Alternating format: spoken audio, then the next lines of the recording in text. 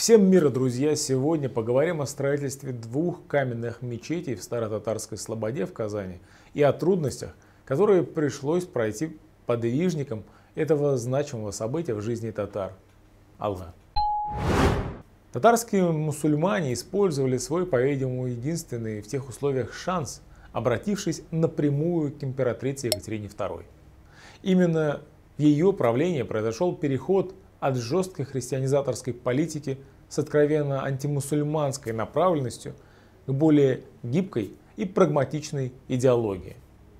Одним из проявлений новых тенденций стал изданный в июне 1773 года указ о терпимости всех исповеданий, изменивший статус ранее гонимой конфессии до положения терпимой в Российской империи религии. Екатерина II понимала, что спокойствие многонационального государства в немалой степени держалось на стабильности в религиозной сфере. Добиться последнего можно было лишь путем предоставления представителям различных конфессий возможности свободного управления своих культов. В то же время в государстве сохранялась монополия православной церкви. При посещении в мае 1767 года Казани императрица высоко оценила прием, оказанный ей горожанами. В своих письмах она не раз подчеркивала свой интерес к этому древнему городу и к его жителям. Отселе выехать нельзя, столько разных объектов, достойных взгляду, идей же на 10 лет здесь собрать можно. С вниманием отнеслась она и к нуждам мусульманской общины Казани, внимательно выслушав представителей делегации слободских татар.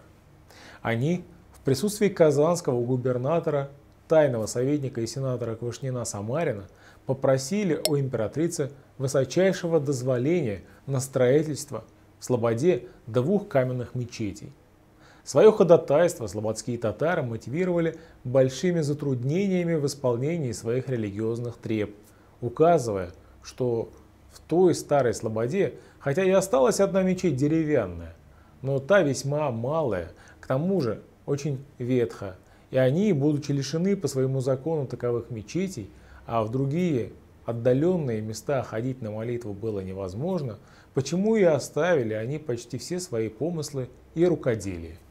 По свидетельству губернатора и я, императорское величество, снисходя на их просьбу, величайше из устно позволить соизволила те им мечети построить, и на то ему, господину сенатору, обещала пожаловать письменное повеление, почему он в ожидании оного препятствия в построении мечети учинить не мог. Кайом Насыри привел легенду, согласно которой царица Екатерина, приняв прошение казанских баев и дав свое согласие, сама указала место строительства мечети.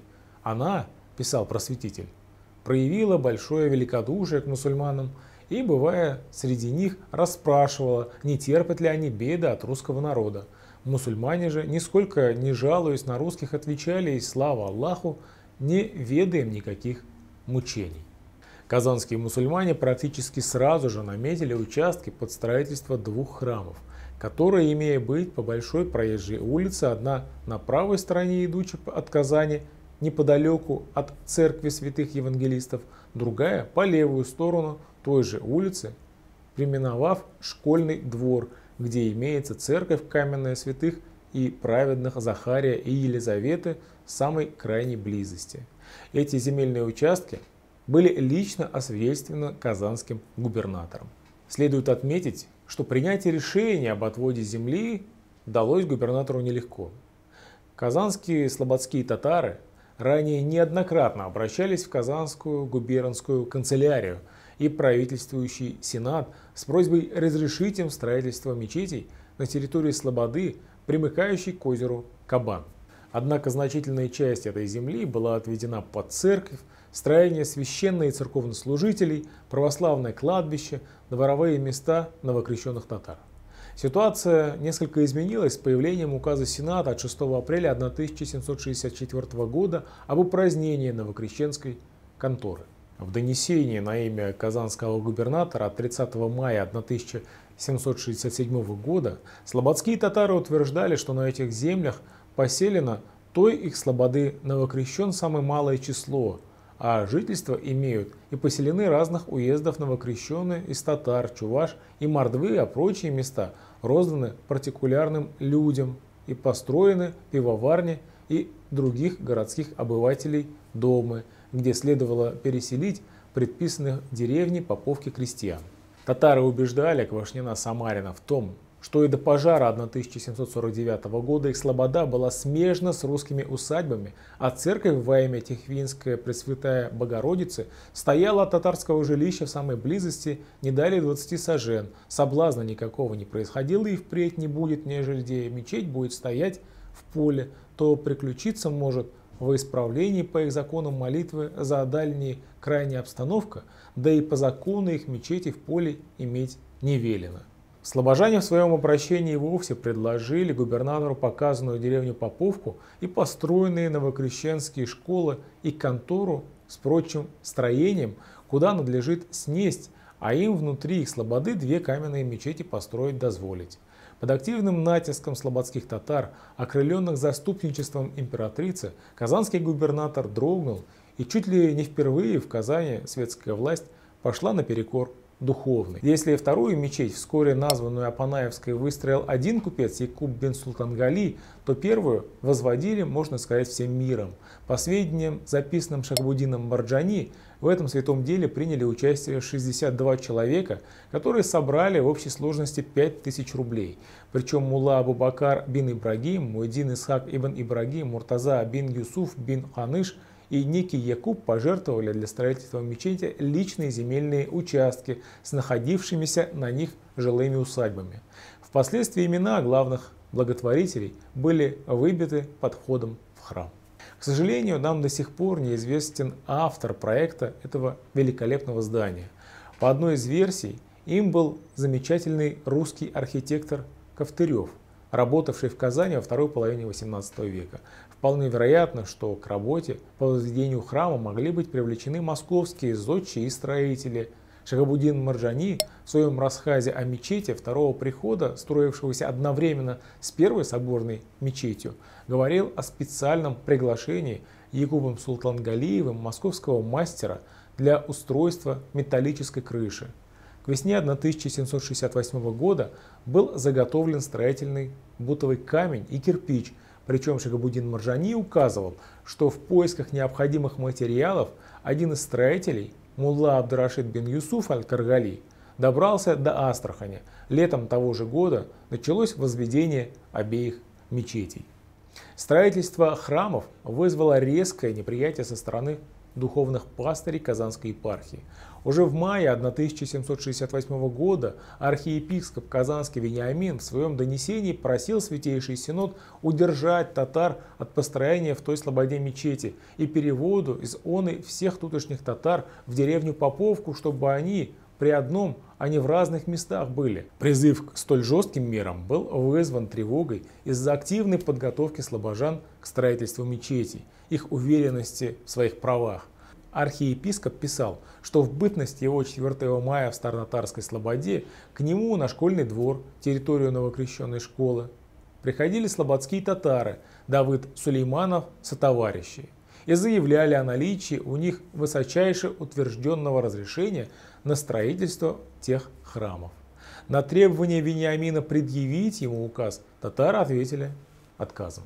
Для казанского архиепископа главным аргументом к запрещению строительства мечетей представлялся сам прецедент возведения храмов вблизи православных церквей. Ежели те мечети, а особливо возле самого школьного двора, назначенные ими татарами, построены будут, то по таковой близости во время их суеверного татарского мольбища, происходимое по их закону, противное христианскому благочестию действия, как в школах, так и в церкви слышимо быть может, что не только обучающимся в тех школах новокрещенным детям соблазнительно и учению их будет вредно, но и Божьей церкви и в службе весьма противно. Новокрещены же, существующие в той слободе, а паче те, коих имеется из тутошних татар, в виде таковое каменных мечетей устроения, какового у тех татар напредь всего никогда не бывало, происходить могут в соблазн же и развращение, а татары почтут себе за то лучшее, что они вместо имевшихся у них деревянных 2 мечетей будут иметь ныне 4, из которых состоящие от них неподалеку 2 деревянные мечети в поселении, их же на монастырской деревне Поповки земли и Новой Татарской Слободе уже их построения имеются. Тем не менее, строительство мечетей было завершено к 1771 году. В проводимых Каюмом-Насыре легендарных сведениях указывалось, что храмы строились с большой поспешностью, желая как можно скорее использовать благоприятный случай, предоставленный царицей Екатериной II.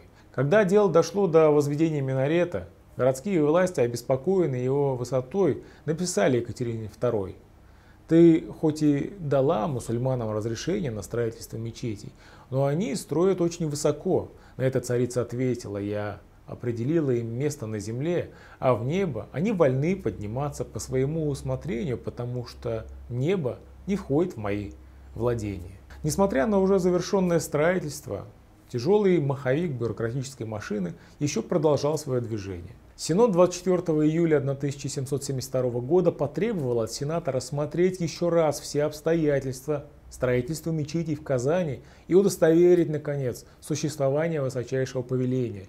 Через год, 14 июня, в соответствии с определением Сената, генерал-прокурор и кавалер-князь Александр Алексеевич Вяземский сообщил в Синод о результатах доклада по данному делу Екатерине II. 29 мая 1773 года он получил от императрицы высочайший отзыв, в котором окончательно были расставлены все точки над «и». В нем говорилось, что как Всевышний Бог на земле терпит все веры, языки и исповедания, то Ее Величество из тех же правил сходства Его святой воли и всем поступать изволит, желая только, чтоб между подданными Ее Величества всегда любовь и согласие царствовало. А впрочем, бывший губернатор Квашнин-Самарин дозволение строить каменные мечети сделал сходственность данного большого наказа 494, 495 и 496 статей. В документе приведены ссылки на статьи наказа данного Екатериной II комиссии для сочинения проекта нового уложения 30 июля 1767 года. Содержание их представляет большой интерес, так как именно в них, в характерно для этой эпохи просвещенного абсолютизма, в псевдолиберальном духе было сформулировано идеологическое обоснование нового политического курса самодержавия в религиозной сфере. Выражалось это кредо в следующих положениях. Статья 494. В том великом государстве, распространяющем свое владение над столь многими разными народами, весьма бы вредный для спокойствия и безопасности своих граждан был порок запрещения или недозволения их различных вер. Статья 495. И нет подлинно иного средства, кроме разумного их законом дозволения, православную нашу веру и политикою, не отвергаемого которым мы можно всех сил заблудших овец паки привести к истинному верных стаду. Статья 496. Гонение человеческие умы раздражает, а дозволение верить по своему закону умягчает и самые жестоковыйные сердца и отводит их от заматерелого упорства, утушая споры их, противные тишине государства и соединению граждан. Данные статьи, представлявшие собой компиляцию сочинений французских просветителей, выражали стремление самодержавия сгладить существовавшие в российском государстве религиозные противоречия и преследовали четко выраженные охранительные цели. 17 июня 1773 года последовал выход уже упоминавшегося указа о терпимости всех исповеданий и о запрещении архиереям вступать в дела, касающиеся иноверных исповеданий. Недвусмысленная позиция высшего лица государства вынудила Святейший Синод 16 октября того же года разослать указы во все епархии с требованием отныне преосвященным архиереям в дела, касающиеся до всех иноверных исповеданий и до построения по их законам молитвенных домов, не вступать, а предоставлять он и все на рассмотрение светских команд. Преосвященные же архиереи, так как и светские команды, должны прилагать в силу государственных законов старания, чтоб от того между подданными я императорского величества не могло быть никакого разногласия, а паче между ними любовь, тишина и согласие царствовало. Тем не менее, в Казани обнародовать этот указ не торопились. 17 мая 1775 года правительствующий сенат доводит до сведения синода результаты слушания челобитной казанского слободского служила татарина Исаи Измайлова, в котором утверждалось, что и поныне с духовной стороны происходит старание о уничтожении их, то есть мечетей, не только по представлениям Святейший Синод, но и оттуда же и в правительствующий сенат. Но они опасаются, что об уничтожении тех мечетей не последовало никакого повеления. Доверенный от слобожан просил сенат довести до сведения синода и казанского губернатора текст реально существовавшего, по мнению Измайлова, указа императрицы. В результате казанскому губернатору секретным указом все же был направлен высочайший отзыв, данный Екатериной II в мае 1775 года. Таким образом, становится очевидным, что история строительства двух каменных мечетей в Казани, борьба слободских татар за свои религиозные права явились катализатором, отправной точкой, формальным поводом для осознания необходимости внесения изменений в государственную политику самодержавной России по отношению к мусульманской проблеме, послужили толчком для признания ислама терпимой религией. Друзья, обязательно ставьте лайки и подписывайтесь на наш канал. С вами был Ренат Хабибуллин и Татары сквозь время. Ассаламу алейкум, сау балагас и до новых встреч. Пока.